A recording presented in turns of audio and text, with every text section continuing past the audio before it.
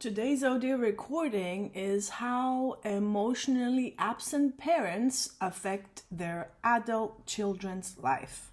Emotional loneliness actually comes from not having enough emotional intimacy with other people. And that can actually start in childhood due to the feeling emotionally unseen by preoccupied parents, or it can arise in adulthood when an emotional connection is actually lost. If it's been a lifelong feeling, it points to the likelihood of not being sufficiently emotionally responded to as a child. Growing up in a family with emotionally absent parents is quite a lonely experience. So these parents may look and act perfectly normal, caring for their child's physical health and providing the meals and safety. However, if they don't make a solid emotional connection with their child, the child will have a gaping hole where true security might have been.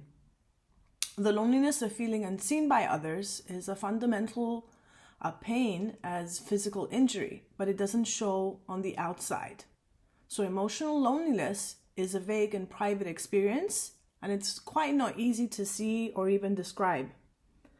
You might want to call it a feeling of emptiness or being alone in the world. And some people have called this feeling existential loneliness, but there's nothing existential about it. And if you feel it, it came from your family. Children, they have no way of identifying a lack of emotional intimacy in their relationship with a parent.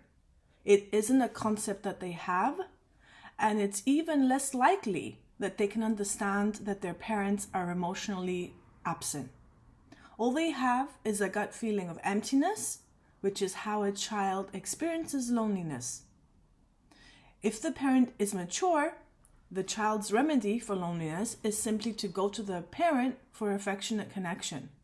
But if your parent was scared of deep feelings, you might have been left with an uneasy sense of shame for actually needing comfort. And when children of emotionally absent parents grow up, the core emptiness remains there, even if they have superficially normal adult life. Their loneliness can continue into adulthood if they unwittingly choose relationships that can't give them enough emotional connection. They may go to school, work, they may even marry and even raise children, but all the while, they'll still be haunted by the core sense of emotional isolation. Emotional intimacy, it involves knowing that you have someone you can tell anything to, someone to go with all of your feelings about anything and everything. You can feel completely safe opening up to the other person, whether that be in the form of words, through perhaps an exchange of looks, or by just being together quietly in a state of connection. And emotional intimacy is profoundly fulfilling, and it creates a sense of being seen for who you really are. And it can only exist when the other person seeks to know you and not judge you. And what you need to know is that as children, the basis for our security is emotional connection with our caretakers. And emotionally engaged parents make children feel that they always have someone to go to. And this kind of security requires genuine emotional interactions with parents.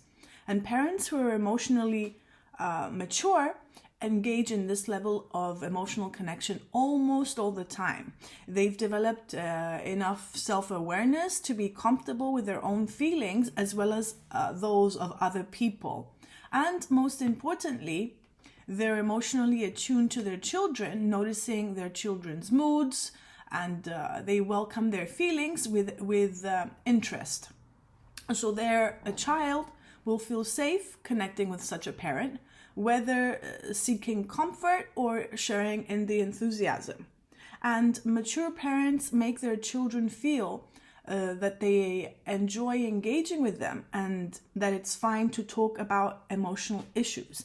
And these types of parents have a lively, balanced emotional life and are usually consistent in their attentiveness and their interest towards their own children.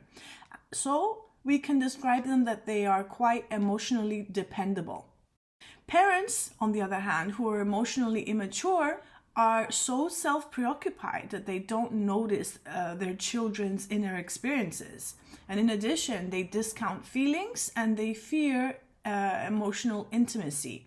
They're actually uncomfortable with their own emotional needs and therefore have no idea how to offer support at an emotional level. And such parents may even become nervous and angry if their children get upset, and they may punish them instead of comforting them. And these reactions shut down the children's instinctive urge to reach out, and it closes the door to emotional contact. So if one or both of your parents weren't mature enough to give you the emotional support, as a child, you would have left feeling the effects of not having it, but you wouldn't necessarily have known what was wrong. You might have thought that feeling empty and alone was your only private, strange experience, something that made you different from other people. And as a child, you had no way of knowing that this hollow feeling is a normal, universal response to lacking adequate human companionship. So, emotional loneliness is a term that suggests its own cure. So it's being on the receiving end of another person's sympathetic interest in what you're feeling. And this type of loneliness isn't an odd or senseless feeling. It's the predictable result of growing up without sufficient empathy from others. Emotional loneliness is so distressing for the child who experienced it. This type of children actually learn in their lives to put other people's needs first as the price of admission to a relationship, right? And instead of expecting others to provide support or show interest in them, they actually may take the role of helping others, right? And convincing everyone that they have few emotional needs of their own. And unfortunately, this actually tends to create even more loneliness, since covering the deepest needs prevents them from having genuine connection with others. So, lacking adequate parental support or connection, many emotionally deprived children are eager to leave childhood behind, right? And they perceive that that is the best solution for them in order for them to grow up quickly and to become self-sufficient. So, these types of children usually learn to become competent beyond their years, but at their core, they're quite lonely. Right? So we see them jumping into adulthood prematurely. So they might be people who get jobs as soon as they can. They might be people who become quite sexually active. They might be people who are marrying early, stuff like that. It's as if they're saying, since I'm already taking care of myself, I might as well go ahead and get the benefits of growing up fast, right? So they look forward to adulthood and they believe that it offers freedom and a chance to belong. But sadly, right, in their rush to leave home, they may end up marrying the wrong person. They might be tolerating exploitation, or they might even stay with a job that takes more than it gives. And they often settle for emotional loneliness in the relationship because it feels normal to them, like their early home life. It's important that I need to tell you why the past repeats itself. If the lack of emotional connection with emotionally immature parents is so painful, why do you think so many people end up in similarly frustrating relationships in adulthood? I come to say that usually our brain, right, takes us to that place that we feel safe, and that comes because of familiarity. Right? So what we do is we gravitate to situations we have had experience with because we know how to deal with them. And as children, we don't recognize our parents' limitations because seeing our parents as immature or flawed is actually quite frightening. Unfortunately, right, by denying the painful truth about our parents, we aren't able to recognize similarly hurtful people in our future relationships. So denial makes us repeat the same situation over and over because we never see it coming the next time. Emotionally immature parents don't know how to validate their child's feelings and instincts. And without this validation, the children can learn to give in to what others seem sure about. As adults, they may deny their instincts to the point where they're acquiesces to relationships they don't really want. They may then believe it's up to them to make the relationships actually work. They can rationalize why they have to try so hard in the relationship as though it were normal to struggle daily to get along with the partner. While effort is needed to maintain communication and connection in a relationship, it shouldn't feel like a constant, unrewarding work. Right? Because the truth is, if both partners feel each other, understand each other's feelings, and are positive and supportive, relationships are primarily pleasurable. It isn't asking too much to generally feel happy when you see your partner or look forward to time together. When people say, you can't have everything, they're really saying that they don't have what they need, right? And as a human being, you can trust yourself to know when you're emotionally satisfied. You know when you've been given full measure. You aren't bottomless pits of ceaseless demands. You can trust the inner prompts that tell you when something is missing from your life. But what if you've been trained to discount your feelings? You feel guilty for complaining if everything looks okay on the outside. If you have a place to live, a regular paycheck, enough food, and a partner or friends, conventional wisdom says, how bad can that be? And many people can readily enumerate all the reasons why they should be satisfied and be shy about admitting that they aren't. And then they blame themselves for not having the right feelings. When parents reject or emotionally neglect their children, these children often grow up to expect the same from other people. They lack confidence that others could be interested in them. Instead of asking for what they want, what happens is their low self-confidence makes them shy and conflicted about seeking attention.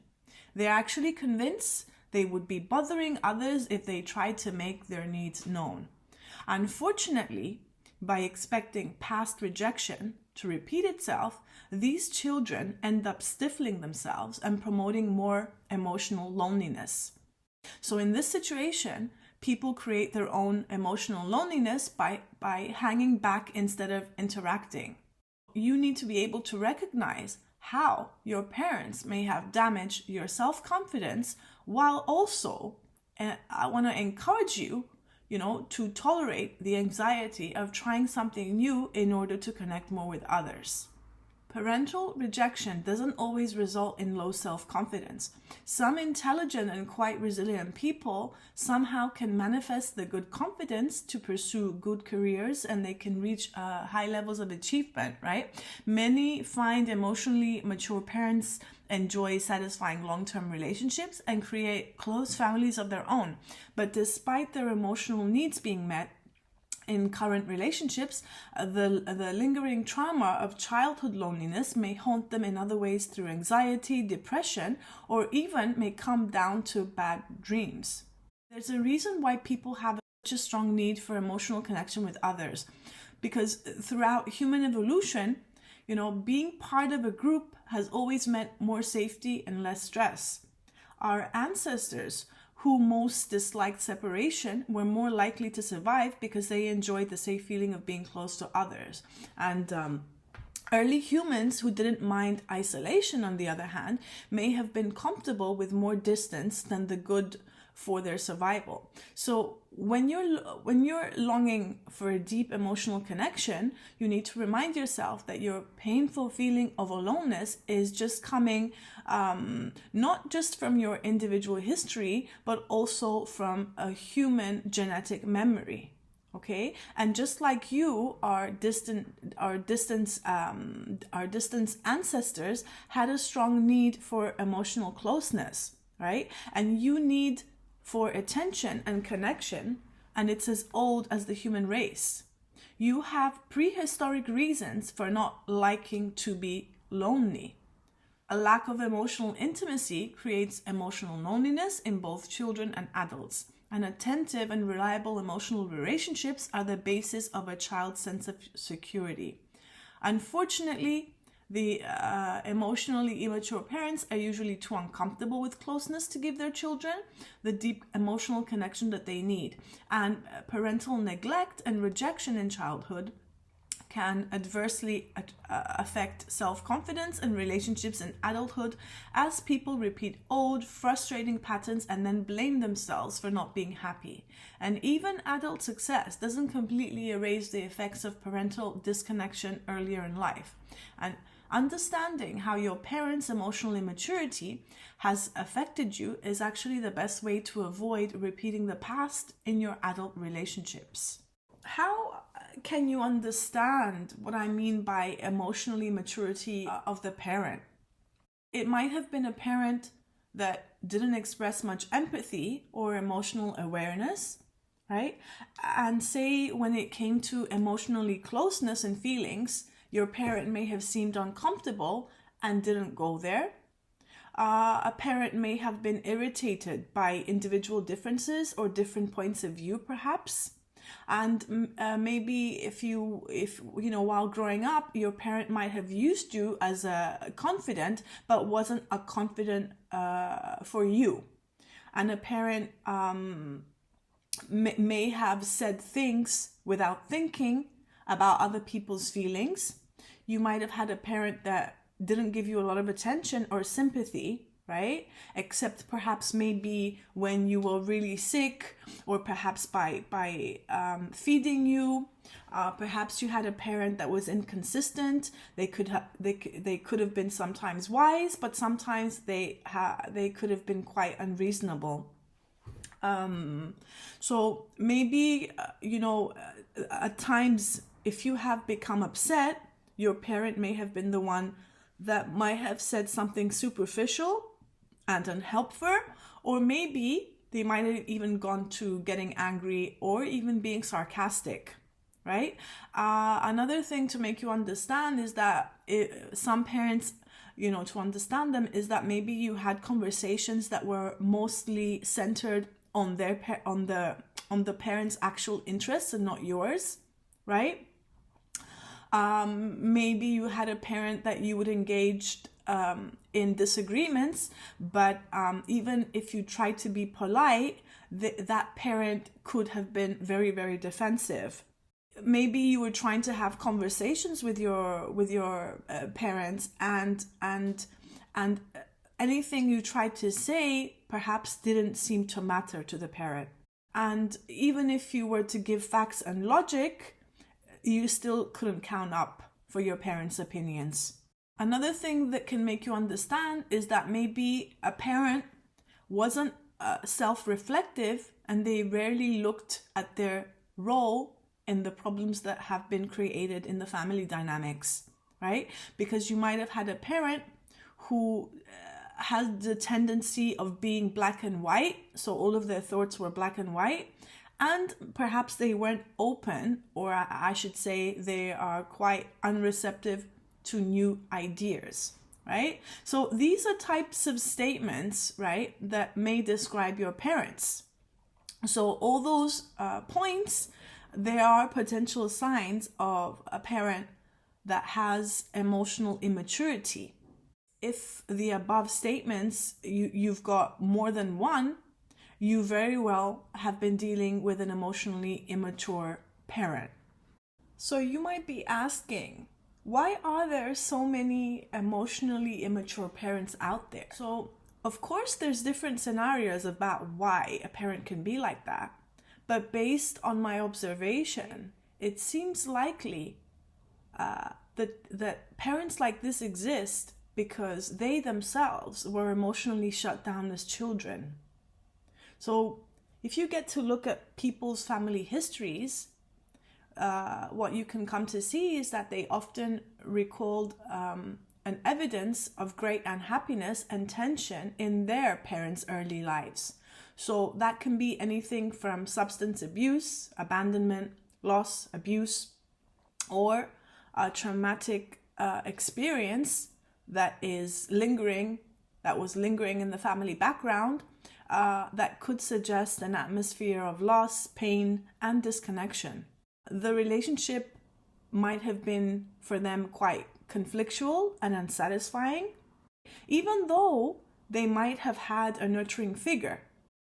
But mostly, these types of parents probably never had a supportive or emotionally intimate connection with their own parents. So what happens is they developed tough defenses in order to survive their own emotional loneliness early in their lives. So in your life right now, you might be experiencing some difficulties, right, due to the fact that you were raised by an emotionally immature parent. So some feelings that might come along, or statements, should I say, you might be feeling that your parents never listened to you. You might perhaps you barely received their attention. Their moods may have affected the whole household. The parents might have not been sensitive to your feelings. You might have felt like you should have known what your parents wanted without being told. You might have felt like you could never do enough to make your parents happy. Perhaps you might have been trying hard to understand your parent than versus your parent trying to understand you. You might have found it difficult or impossible to have an open or honest communication with your parent. Your parent might have thought that people should play their roles and not deviate from them. Perhaps you had a parent that might have been quite intrusive in your life or might have been disrespectful of your privacy. You might have felt that your parent thought you're too sensitive or perhaps you're too emotional, right? And perhaps your parent played favorites in terms of who got the most attention, right? There might have also been parents that have stopped listening what you might have said because maybe they didn't like it. You might have had feelings sometimes of guilt, or you might have felt stupid or bad or maybe ashamed being around your parent, right? Maybe you had a parent that rarely said sorry to you or even attempted to try to improve a situation when there was a problem between the two of you. And lastly, you might have felt this outrageous anger towards your parent that you couldn't quite express. And what you need to understand that the above statements I said, your parent might not have all the characteristics, but if some of them ring a bell for you, there is some level of emotional immaturity coming from your parent. Because if you've been trying to relate to this emotionally immature parent with poor intimacy skills, these interactions may have made you feel shut down, shut up, or shut out. And even if your parent is at the nice, warmer end of the spectrum, he or she probably has a very narrow window of attention regarding other people's interest. You may have tried for years to find a way to connect, only to come away feeling invisible and unheard time and time again. You probably felt plenty of exasperation, and your parents' insensitivity guarantees that. Communication with emotionally immature people usually feels one-sided. They aren't interested in reciprocal, mutual conversations. And like young children, they crave exclusive attention and want everyone to be interested in what they find engaging. If other people are getting more attention, they find ways to draw attention back to themselves, such as interrupting, firing off zingers, and getting everybody's attention, or even going to extremes to change the subject. And if all else fails, they may pointedly withdraw, look bored, or otherwise communicate when they're disengaged. And It all has to do with behaviors that will ensure that the focus will stay on them. And they might even provoke anger in you. They communicate feelings in primitive ways, which are not healthy, simply because these emotionally mature parents don't try to understand the emotional experiences of other people, including you, their child, because they don't do the emotional work. Because emotional work is hard work. Emotionally immature parents resist repairing relationships. There are many types of emotionally immature parents. For example, there are the emotional parents, and these are usually the ones that are run by their feelings, swinging between over-involvement and abrupt withdrawal. They are prone to frightening instability and unpredictability. Usually they're overwhelmed by anxiety and they rely on others to stabilize them. They treat small upsets like the end of the world, and they see other people as either rescuers or abandoners. And then we have those parents that are quite driven. They are compulsively goal-oriented and super busy. They can't stop trying to perfect everything, including other people. Although they rarely pause long enough to have true empathy for their children, what they do is they are controlling and interfering when it comes to running their children's lives. And then we have the other ones that are quite passive. So they have a laissez-faire mindset and avoid dealing with anything that's upsetting. Okay, they're less obviously harmful than the other types, but have their own negative effects. They readily take a backseat to a dominant mate, even allowing abuse and neglect to occur by looking the other way. They cope by minimizing problems and acquiescing. So we also have the parent that is the rejecting one. So these engage in a range of behaviors that make you wonder why they have a family in the first place. Whether their behavior is mild or severe, they don't enjoy emotional intimacy and clearly don't want to be bothered by children. Their tolerance for other people's needs is practical nil, and their interactions consist of issuing commands, blowing up, or even isolating themselves from family life. And some of the milder types may engage in stereotyped family activities, but they still show up little closeness or real engagement. They mostly want to be left alone to do their own thing. Keep in mind that there's some parents that have a blend of everything that I said above. So while, most parents tend to fall into one category, anyone may be prone to behaviors that fit a different type when under certain kinds of stress. As we grow into adulthood, we secretly expect our closest relationships to make our healing fantasies come true. So what happens is our subconscious expectations for other people come straight from this childhood fantasy world. We believe that if we keep it long enough, we will eventually get people to change. We might think our emotional loneliness will finally be healed by a partner who always thinks our needs first, or a friend who never lets us down. And often these unconscious fantasies are quite self-defeating. So for example, say there's a woman who secretly believes that if she can make her depressed father happy, she can finally be free in her own life to do what she wanted. What she didn't understand is that she is already free to live her own life. Even her father chooses to remain miserable. There's this type of woman that might have been sure she can get the kind of love she longed for from her partner if she did everything he wanted. When he still didn't give her attention, she thought that she earned, that person would get furious with her.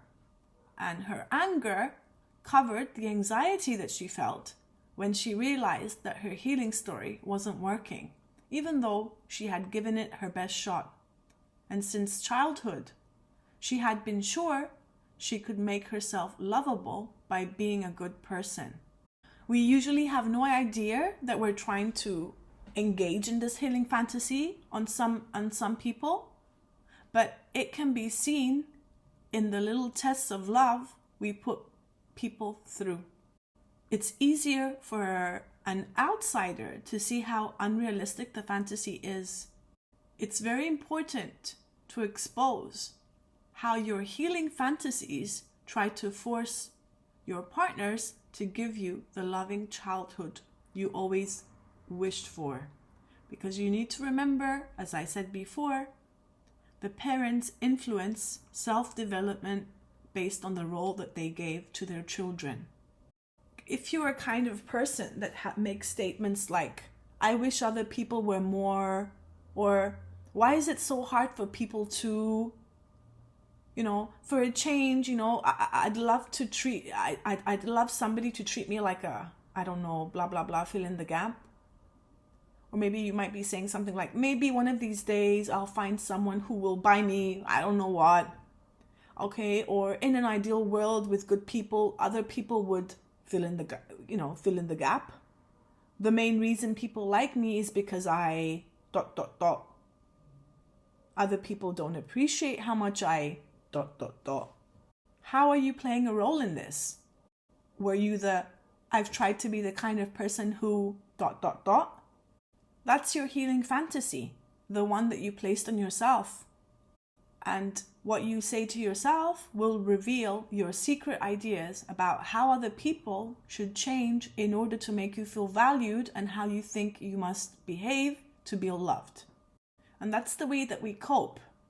Because if we experience emotionally immature parents, we put these roles onto ourselves in order to be able to internalize the problems that we faced, and we externalize them. Children who are internalizers believe it's up to them to change things, whereas externalizers expect others to do it for them. What style have you adopted? What choice have you accepted to place on yourself? Because you need to find a way to balance this type of approach and to look at yourself or on how you're taking control of the situation, understanding this vicious cycle of self-defeat, looking outside for people to provide what you're looking for based on the lack. How are you coping? Are you living in the present moment and not considering the future consequences? Are you thinking that solutions come from the outside? Are you looking to others to improve things? Are you the type of person that feels like, what should someone else do to make things better for you? Are you a type of person that reacts to whatever is going on around you? Are you the type of person that views problems as someone else's fault? Are you blaming circumstances? Are you getting other people involved in the problems? Are you denying or escaping reality to feel better? Are you being impulsive and self-focused? Do you get angry easily?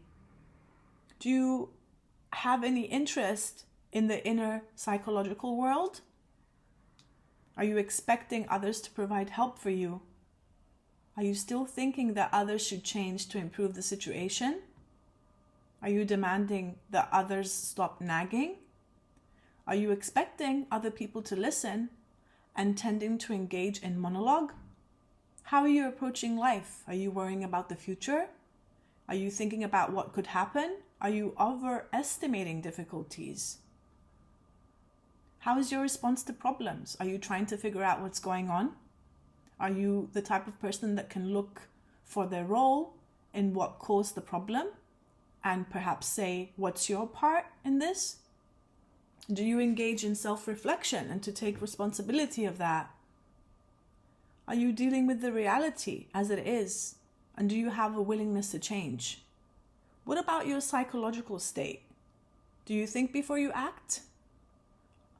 Do you believe that emotions can be managed? Do you feel guilty easily? What about your relationship? Are you considering changing self to improve the situation?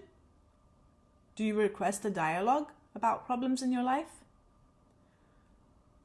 Are you wanting to help other people if there's a problem in your life, in your relationships?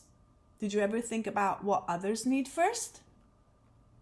These are the types of things that you need to be addressing, because balance is the key. You need to be waking up,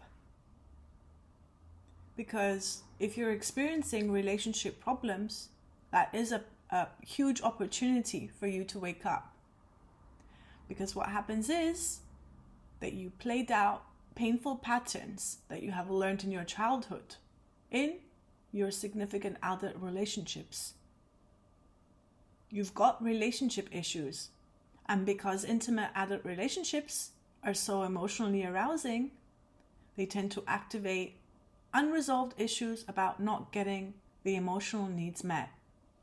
And you may be projecting issues about your parents onto your partners, and then you may become even more angry because at an unconscious level, it can remind you of the past, and in addition to whatever is happening in the present. So you need to wake up from idolizing other people. You have to wake up to your strengths. You need to wake up to a new set of values for yourself. And you need to wake up and get free of the childhood issues, because you need to look at your true self, because your true self is going to find ways to express itself, even in the face of efforts to play a role or live out a healing fantasy. So when people ignore their true self for too long, they may develop psychological symptoms. And waking up to the needs of your true self can initially feel like breaking down.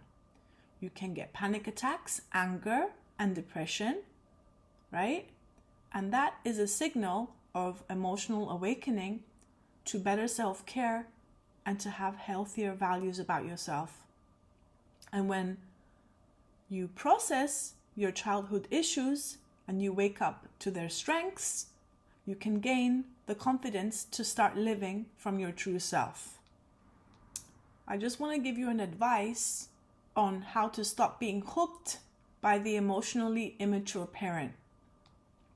Because there are certain cultures out there that prevent people from seeing their parents clearly, because some cultures have beliefs that are instilled within them. For example, they could be something like, all parents love their children, a parent is the one you can fully trust, a parent will always be there for you, you can tell your parents anything, your parents are going to love you no matter what, you can always go back home, your parents only want what is best for you, your parents know more than you do.